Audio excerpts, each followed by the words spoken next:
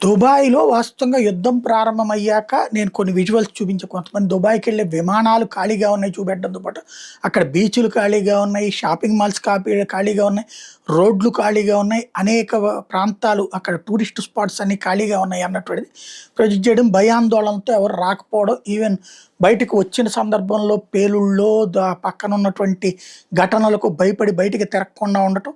కానీ అలా జరిగిపోతే ఇక దుబాయ్‌కి సంబంధించిన ఆర్థిక వ్యవస్థ కుప్పకూలుతుందని భావించినట్లు దుబాయ్ ప్రభుత్వం, ఇప్పుడు ఓ పక్కన తాత్కాలిక కాల్పుల విరమణ దిశగా అడుగులు పడుతున్నాయి కాబట్టి ధైర్యం చేస్తుందేమో తెలీదు.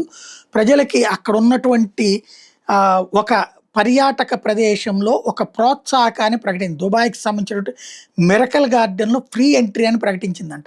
అంతే. ఈ యుద్ధ భయంతో అపార్ట్మెంట్లలో, ఇళ్లల్లో తలుపులేసి కూర్చున్నోళ్ళు కూడా వచ్చేసారట.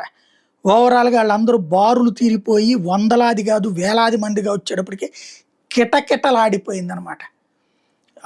అక్కడ పోనీ అట్లనే అందరికి ఇక పెరిగాక జనాభా సంఖ్య పెరిగాక, సందర్శకుల సంఖ్య పెరిగాక పిల్లలకి 12 ఏళ్ల లోపు వాళ్ళకి ఫ్రీ. కానీ మిగతా పెద్దలు మాత్రం 52.5 దిర్హాములు కట్టాలంటే గూడా జనం ఎగబడినే వచ్చారట.